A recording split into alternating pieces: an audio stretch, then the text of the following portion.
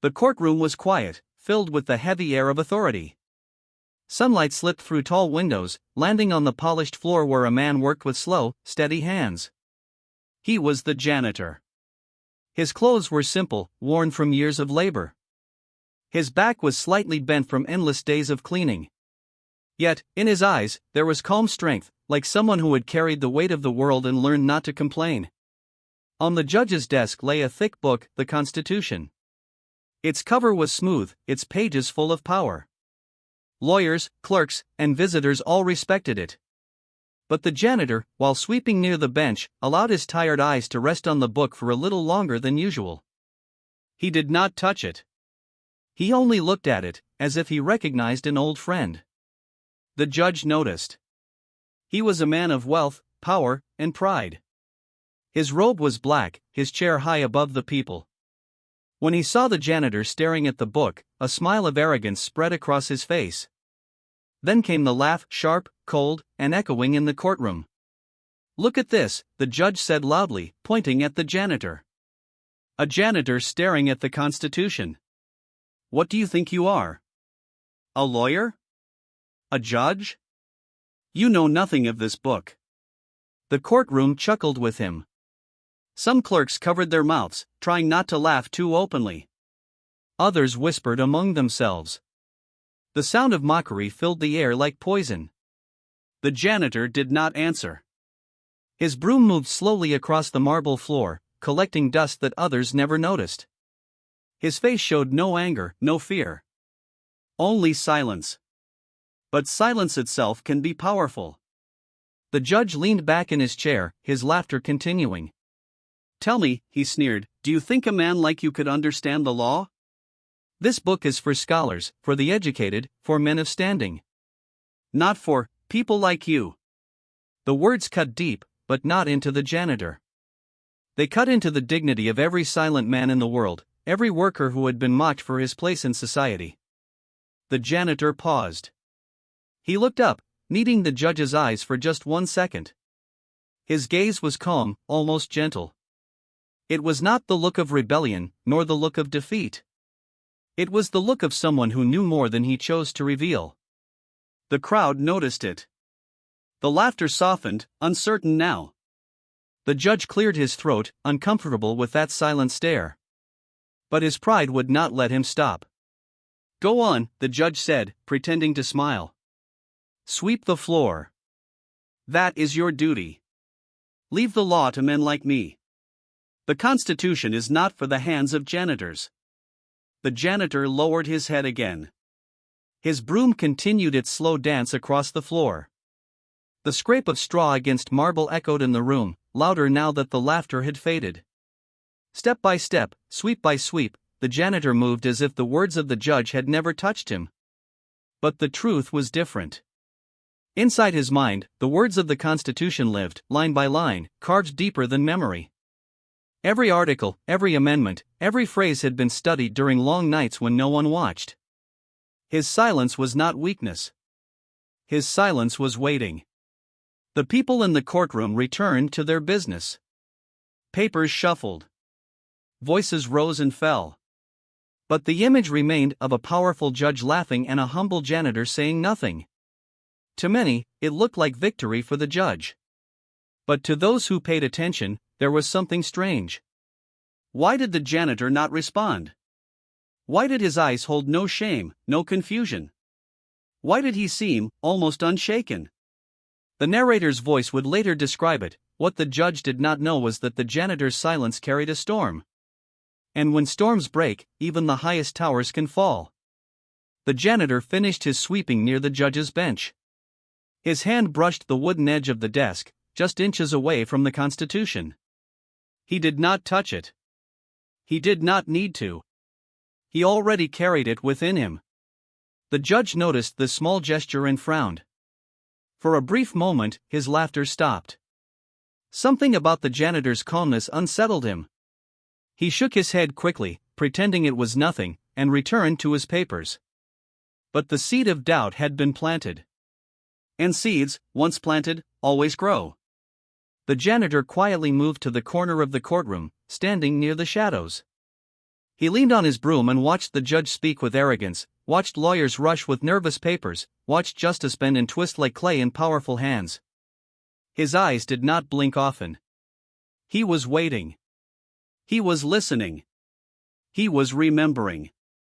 And though no one in that room could see it yet, the day was coming when the same judge who laughed would sit frozen, pale, and powerless.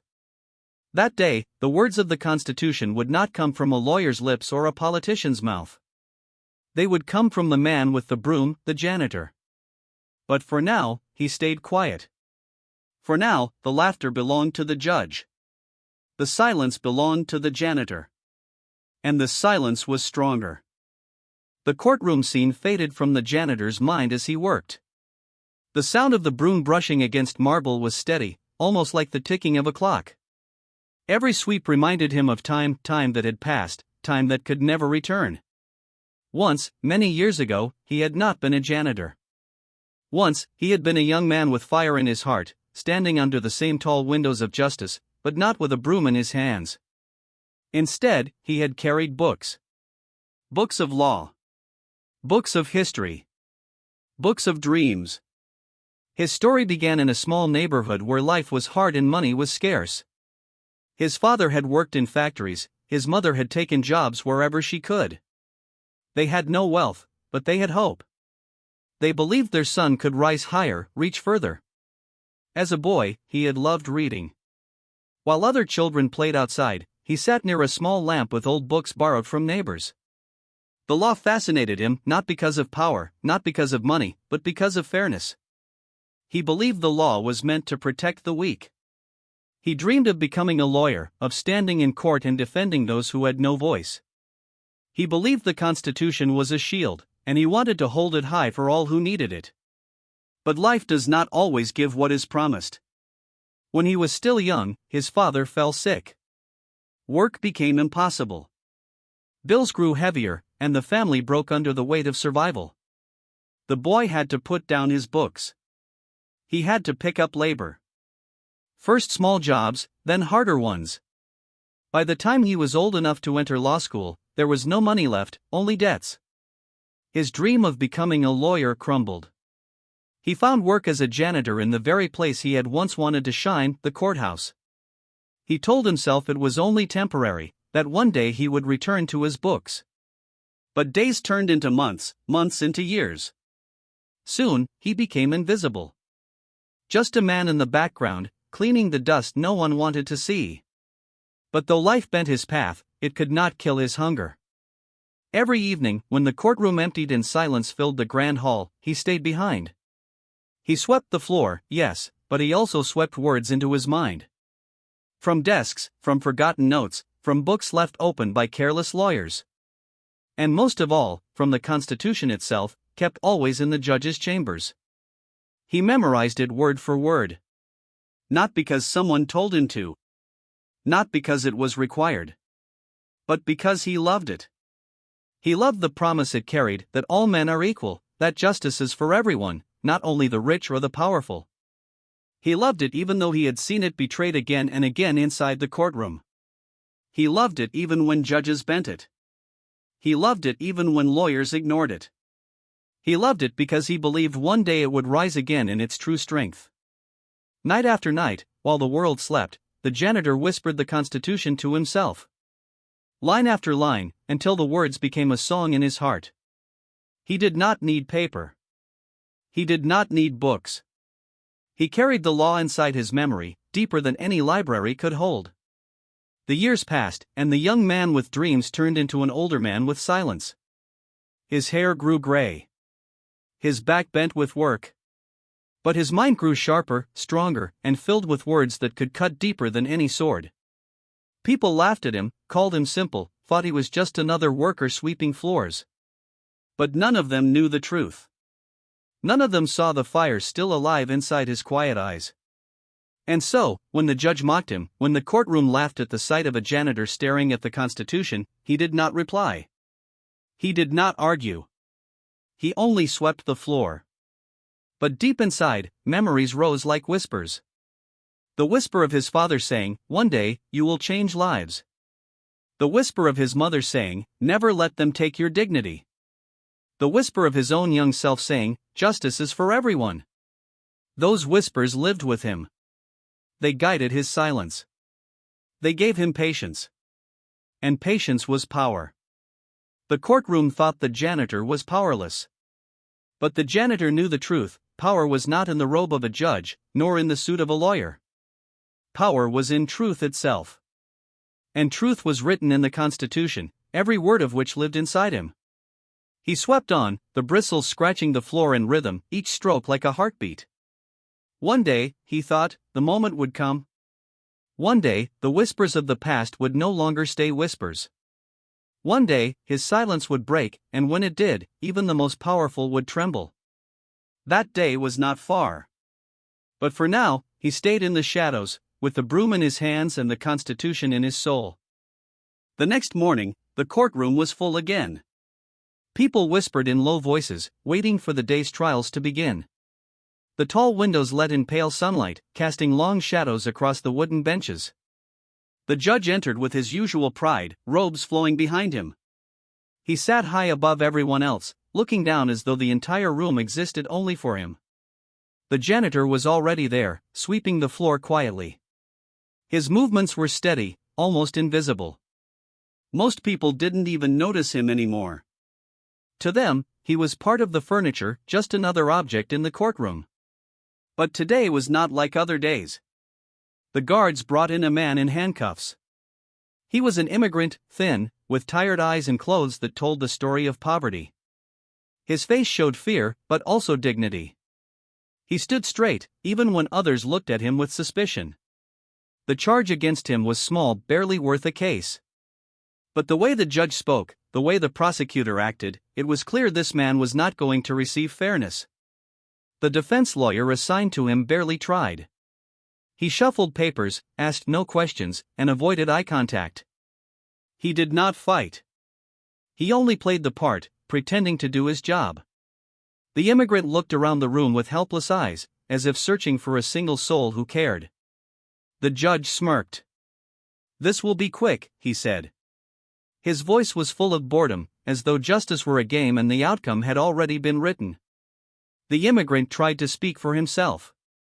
His voice shook as he said, "I have done nothing wrong. Please, listen."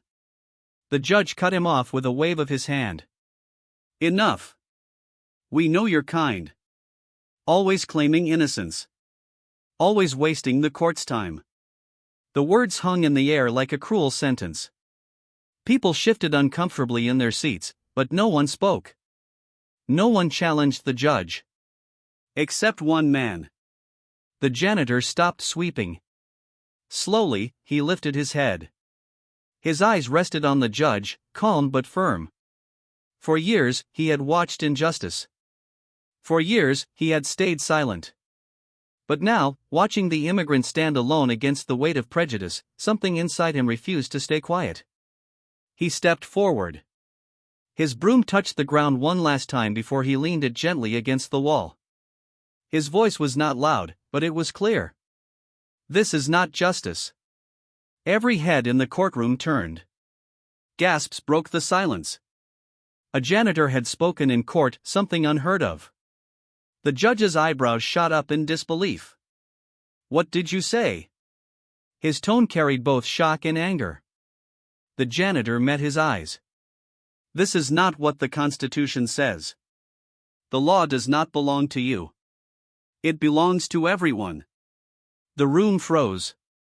Even the immigrant, still standing in handcuffs, stared at the janitor with wide eyes filled with hope. The judge leaned forward in his chair, laughter bubbling in his throat. "Oh, this is rich. The janitor thinks he knows the Constitution. Tell me, do you imagine yourself a lawyer now?" He laughed, just as he had the day before, expecting the courtroom to join him. But this time, the laughter was weaker. Not everyone joined in. Some in the audience looked uneasy. Some were even curious. The janitor did not flinch. His voice remained calm. "The Constitution is not for judges alone. It is not for lawyers alone. It is for the people. For every man, woman, and child who steps into this land. And today, it protects him. He pointed gently toward the immigrant. The judge's smile faltered for just a moment. His pride forced him to scoff, but his eyes betrayed irritation. "You think you can challenge me in my court?" he demanded. The janitor answered softly, but with strength. "I am not challenging you. I am reminding you. Justice does not belong to you. Justice belongs to the truth." The silence that followed was heavy. The crowd leaned forward, caught between fear and awe. The defense lawyer lowered his eyes in shame. The immigrant's lips trembled, almost forming a smile for the first time that day. The judge banged his gavel, trying to regain control. "Sit down, janitor. Or you will be removed from this courtroom." But the janitor did not sit. He stood tall, even in his old clothes, even with his bent back. In that moment, he seemed taller than anyone else in the room. His eyes did not move away from the judge. His presence was calm, but unshakable. It was as if the weight of every forgotten worker, every silenced voice, every crushed dream stood with him. And though no one could know it yet, the words he spoke next would change the entire courtroom forever. The judge's gavel slammed against the desk, echoing through the courtroom. The sound was sharp, meant to silence, meant to remind everyone who held power here. But this time, the echo did not carry fear. Instead, it carried tension. Something was different. The janitor stood in the middle of the room, hands steady, eyes calm. He looked at the judge, and then at the immigrant still standing in chains. His voice rose again, not loud, but clear enough for every corner of the courtroom. "You say this court belongs to you," the janitor said. "But it belongs to the people. And the people gave us the Constitution, not you." The judge's face twisted into anger. "Enough of this nonsense. Remove him," he barked at the guards. But before the guards could move, the janitor spoke again. His words cut through the air like lightning. "We the people of the United States, in order to form a more perfect union, establish justice, ensure domestic tranquility." Gasps filled the courtroom. The janitor's voice grew stronger as he continued. "Provide for the common defense, promote the general welfare, and secure the blessings of liberty to ourselves and our posterity, do ordain and establish this Constitution for the United States of America." The guards stopped in their tracks. Their hands froze in midair. They had never heard the Constitution spoken like this, not from a judge, not from a lawyer, but from a man who looked like he carried nothing but a broom. The judge leaned forward, his pale face showing disbelief. "Stop this at once." But the janitor did not stop. He closed his eyes for a moment, as if the words were carved inside his soul. Then, with steady breath, he recited them one after another, line after line. Articles. Amendments. Rights. Protections. Each word was exact, flawless, and unshakable. The courtroom grew silent. Lawyers set down their pens. Clerks forgot to write. The audience leaned forward, their hearts pounding. Even the immigrant in chains stared in wonder, tears welling in his eyes. The janitor's voice carried not just memory, it carried conviction. It carried belief. When he spoke of liberty, it sounded like a promise. When he spoke of justice, it sounded like a command. When he spoke of equality, it sounded like truth itself. The judge tried to interrupt again. "You are nothing. You are no one. Do you think quoting words makes you powerful?" His voice shook, but this time not with anger, this time with fear. The janitor opened his eyes. They were steady, sharp, unafraid. "These are not just words," he said. "They are the law. The highest law. Stronger than you, stronger than me, stronger than anyone who sits in this room. And you cannot laugh them away." The silence that followed was heavier than stone. No one dared to move. For the first time, the judge did not look powerful. He looked small. His hands trembled slightly as they gripped the edge of his desk. His eyes darted left and right, searching for someone to save him from the moment, but no one came. The janitor's voice continued, steady as a drumbeat. He quoted the rights of the accused, the guarantee of fair trials, the promise that justice was blind to wealth or position. He spoke as though the words were alive, as though the Constitution itself stood in the room, demanding to be heard. The immigrant bowed his head, tears running down his cheeks. For the first time since his arrest, he felt hope. Someone had spoken for him. Not a lawyer. Not a politician. But a man no one had expected. When the janitor finished the final line, the courtroom was utterly silent. Not a cough, not a shuffle, not a whisper. Only the sound of truth hanging in the air. The janitor lowered his voice, speaking one last time. The Constitution belongs to us all. And if you ignore it, then you are not a judge, you are only a man pretending. The judge sat frozen. His face was pale, his lips pressed tight. He wanted to reply, but no words came. For the first time in his courtroom, he was not in control. For the first time, his power had been stripped away not by another judge, not by a higher court, but by the very words he had sworn to uphold. The janitor stepped back slowly. He did not shout. He did not boast. He simply stood in silence, letting the words do what they were meant to do. And the silence was louder than the gavel. The courtroom did not breathe.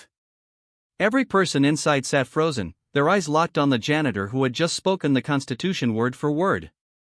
His voice no longer echoed, but its weight lingered. It was as though the walls themselves carried his words, repeating them in silence. The judge sat stiffly in his high chair. His face, usually full of arrogance, was drained of color.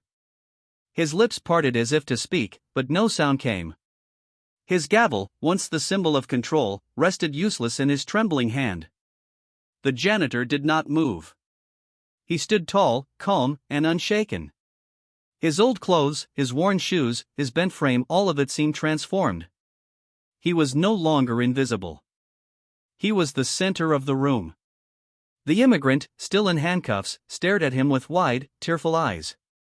For the first time since his arrest, he felt seen. He felt protected. The janitor had spoken what no one else dared to say, that the law was not the property of the judge, nor of the wealthy, but of all people. A murmur rose in the crowd. At first soft, then louder. People whispered to one another. Did you hear him? He quoted every word. How could he know all that? The defense lawyer shifted uncomfortably in his seat. He had sat in shame while doing the bare minimum to defend his client. Now, hearing the janitor, he lowered his head. The truth stung worse than any insult. The prosecutor frowned, anger flashing across his face. But even he could not deny what had just been spoken. Every line had been correct. Every phrase untouchable. The Constitution itself had entered the courtroom, and none of them could argue against it. The judge slammed his gavel again, desperate to break the spell. Order! Order in the court, he shouted. But his voice cracked, and the command carried no weight. The people did not fear him now. They had seen him silenced by truth. He glared at the janitor. You think this makes you someone? You are nothing but a cleaner. You have no right to speak here. The janitor's eyes met his. His voice was quiet, yet it reached every ear. I am a citizen. That gives me every right. And this man deserves the justice promised to him. That is what the Constitution says. Not you. Not your pride. The law itself. The judge froze. His mouth opened, then closed. His tongue found no words. His pride, his power, his laughter, all of it had been stripped away by a man with no robe, no title, no wealth. The silence grew heavy again. It was then that something unexpected happened. People began to clap. At first, just one or two, hesitant. Then more joined in. Soon the sound filled the courtroom.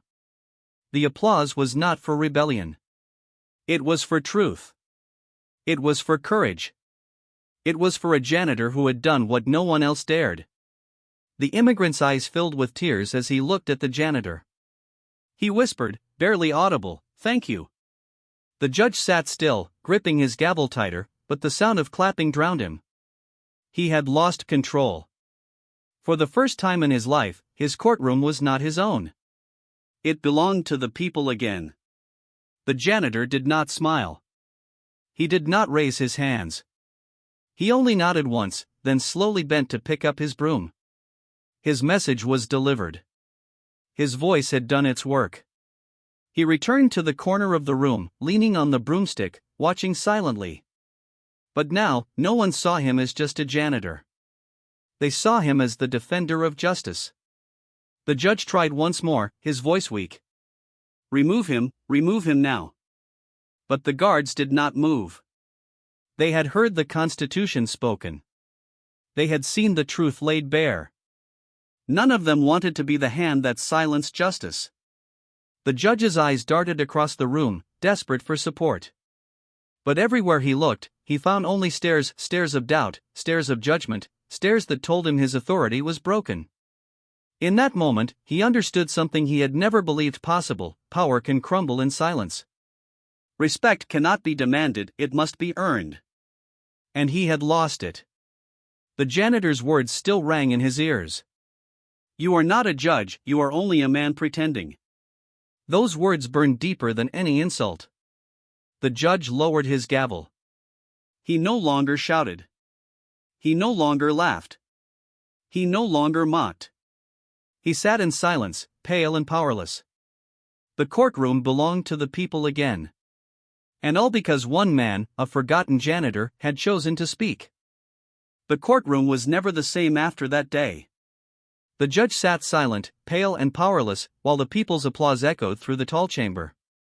The immigrant, still standing in handcuffs, felt hope rushing through him like sunlight breaking the clouds. The lawyers, the clerks, even the guards, all of them had seen something they would never forget: a janitor who carried the Constitution in his heart and spoke it with unshakable truth. The janitor did not raise his arms in victory. He did not boast. He only picked up his broom, the same broom that had always been in his hands, and began to walk toward the door. Every step was quiet. Every movement was humble. But in the eyes of those who watched, his walk was heavier than the March of Kings. People whispered as he passed. Who is he? Where did he learn all that? He was just the janitor. The immigrant lowered his head in gratitude, his lips trembling. He whispered again, "Thank you." The janitor gave him the smallest nod, nothing more. He did not need thanks. He did not need fame. His words had done what they were meant to do. The guards stepped aside, letting him pass. None dared to stop him. None dared to raise a hand against him. For in that moment, he carried more power than the judge himself. The judge sat frozen, staring at the old man with the broom. His pride was broken, his laughter gone. The silence he had once used to humiliate others now belonged to the janitor. It was a silence that spoke louder than any gavel. The janitor pushed open the courtroom doors and stepped into the sunlight outside. The air was fresh, the sky wide above him. He walked slowly down the steps, his shadow long against the stone. People followed him with their eyes, but no one dared to interrupt his quiet dignity. To them, he was no longer invisible. Some would say later that he was a forgotten lawyer who had once studied the law but lost his way. Others would say he was a secret scholar, a man with a hidden past. Many would argue about his story, but no one could deny what they had seen. A janitor had silenced a judge. A broom had stood taller than a gavel. And the Constitution had been spoken not by the powerful, but by the humble. The immigrant's case was never the same after that. With the crowd stirred and the truth exposed, he was given justice. The unfair charges crumbled. He walked free, tears in his eyes, whispering blessings for the man who had saved him. But the janitor did not wait to see it. He did not wait for praise. He did not stay for recognition. He returned to his quiet life, sweeping floors, carrying out the same work he always had. Yet everyone who had been in that courtroom carried his image with them. The clerks remembered the way his voice never shook. The lawyers remembered how easily he made them look small. The guards remembered the moment they refused the judge's command. And the judge himself remembered the bitter truth: titles mean nothing when truth speaks louder. The story of the janitor spread quietly, first in whispers, then in voices.